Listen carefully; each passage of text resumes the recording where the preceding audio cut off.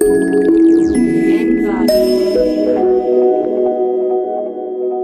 this is Jeff Rose, GoodFinancialCents.com. Today we want to talk about the importance of the word no. It's a two-letter, one-syllable word, but that little word has so much power behind it. And so oftentimes we find ourselves in situations where we know that we need to say no, we know that it's the right thing to say no, but for whatever reason we just can't. We are powerless and we are succumbed to the pressure of having to say yes to agree to something. And when that comes to important financial decisions in your life, by not saying no can have some of the most harmful ramifications on your life. Let me share a personal story with you how almost not saying no could have ruined me financially. It was 2004. It was before I deployed to Iraq.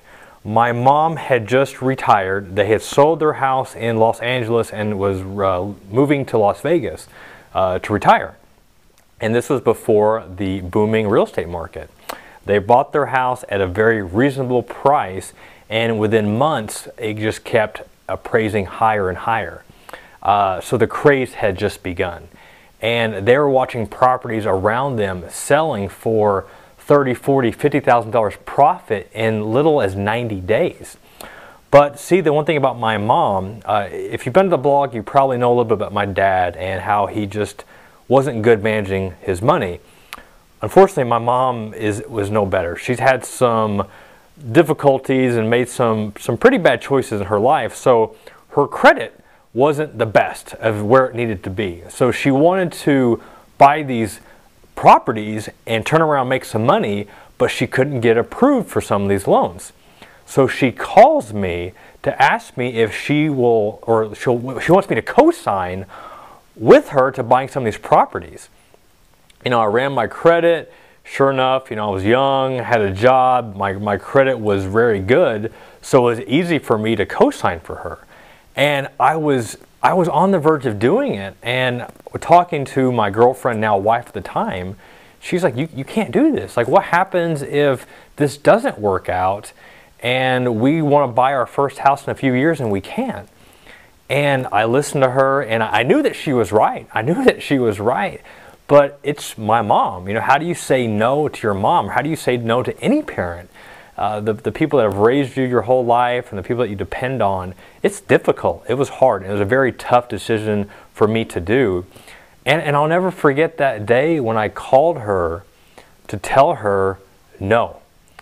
It was so hard. I mean, I remember pacing outside my house at the time, and if you don't know me, when I get nervous I pace, so I'm on my cell phone pacing back and forth in our backyard and shaking as I'm telling her that I just can't do this. And you know, her response wasn't what I hoped it would be. It wasn't understanding. It was frustration that I wouldn't do this for her. But as much as I felt maybe I disappointed her at the time, I knew without a doubt that it was the right decision for me and my life going forward, and especially for my family's life going forward. So sometimes it's hard to say no, but I assure you that there's many different instances where you just have to. You have to say no, defend yourself, defend whatever it is that you know is right for you and your family, and say no. So if you get approached by a situation, whether it be an investment opportunity or loaning somebody money that you know that they don't need it or can't afford it, just say N-O, no. This is Jeff Rose, GoodFinancialCents.com. We'll see you again.